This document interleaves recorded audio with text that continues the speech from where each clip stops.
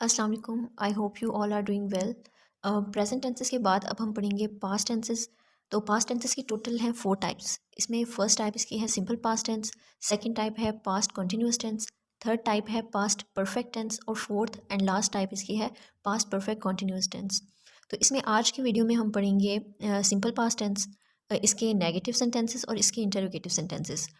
Simple past tense में वो तमाम एक्शंस, वो सारे इवेंट्स यानी कि वाक़यात या फिर मवाक़े जो कि पास्ट में हो चुके होते हैं और जिनका ज़िक्र हम प्रेजेंट में करते हैं, वो तमाम इसमें शामिल होते हैं। अब इसमें सेंटेंस स्ट्रक्चर इसका है सब्जेक्ट, देन वर्ब, वर्ब की सेकंड फॉर्म और उसके बाद है ऑब्जेक्ट।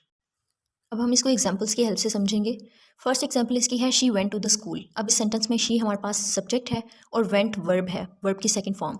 अब वर्ब के हवाले से यहाँ पर दो चीज़ें हैं, एक होता है रेगुलर वर्ब और एक होता है इरेगुलर वर्ब। रेगुलर वर्ब वो होता है जिसमें पास्ट टेंसेस में वर्ब के साथ हम सिंपली ईडी लगा देते हैं। जैसे सेकंड एग्जांपल में मैंने प्ले के साथ ईडी लगाया तो प्लेड बन गया ये। जबकि जो इरेगुलर वर्ब होता है उसको याद करना पड़ता है, मतलब उसमें आपके पास यूनिक फॉर्म होती है वर्ब की। जैसे अब वेंट है यहाँ पर, तो वेंट की फर्स्ट फॉर्म गो है, सेकंड फॉर्म वेंट है और थर्ड फॉर्म गोन है, तो ये तीनों डिफरेंट हैं। नेक्स्ट है दे प्लेड बास्केटबॉल।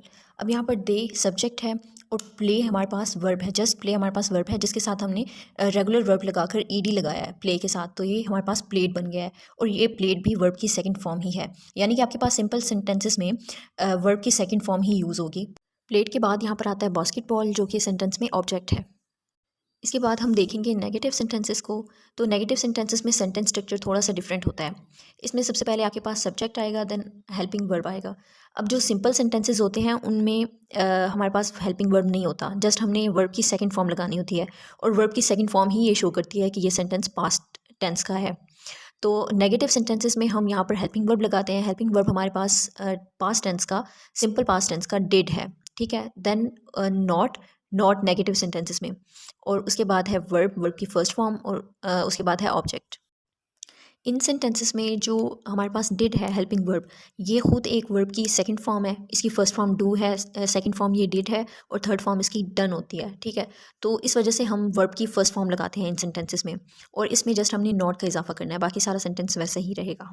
अच्छा, यहाँ पर एक चीज़ आपने याद रखनी है कि डिड जो है वो, उसमें ये नहीं है कि वो दे के साथ लगेगा या ही के साथ लगेगा, मतलब सिंगुलर और प्लूरल का इसमें वो नहीं है, ठीक है। डिड जो है वो सबके साथ लगेगा, सिंगुलर के साथ भी डिड ही लगेगा और प्लूरल के साथ भी, क्योंकि ये एक ही हमारे पास हेल्पिंग वर्ब है यूजली। क्योंकि बाकी टेंसेस में हमारे पास दो हेल्पिंग वर्ब्स होते हैं ना, सिंगुलर के लिए अलग होता है और प्लूरल के लिए अलग होता है, लेकिन यहाँ पर डिड हमारे पास एक एक वाहिद ही हमारे पास ये हेल्पिंग वर्ब होता है, तो इस वजह से सिंगुलर और प्लूरल के साथ दोनों के साथ यही लगेगा।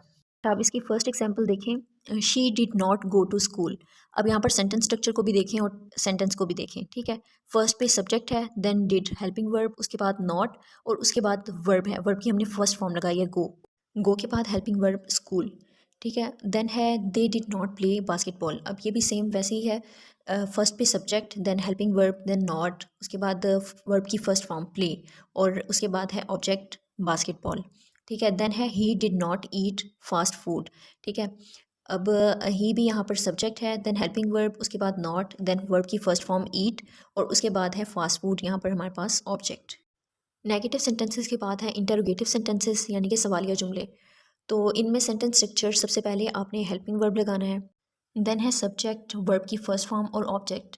इसमें भी हम वर्ब की फर्स्ट फॉर्म ही लगाते हैं क्योंकि हमारे पास हेल्पिंग वर्ब सेम वही डिड ही है जो कि हमने नेगेटिव सेंटेंसेस में यूज़ किया था।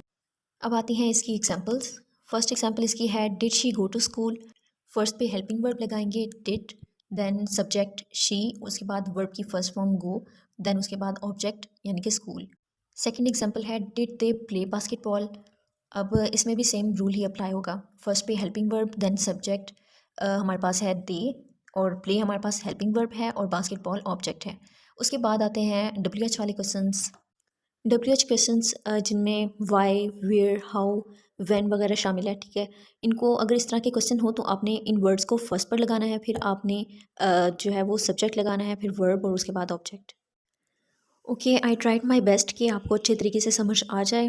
अब आपने क्या करना है कि इसकी इन सेंटेंसेस की प्रैक्टिस करनी है, यानी कि सिंपल पास्ट टेंस के उर्दू सेंटेंसेस लेकर उनको आपने इंग्लिश में ट्रांसलेट करना है। जब आप ये वीडियो देखेंगे उसके बाद आप प्रैक्टिस करेंगे खुद से, तो फिर आपको जो है वो ज़्यादा अच्छी समझ आएगी इसकी।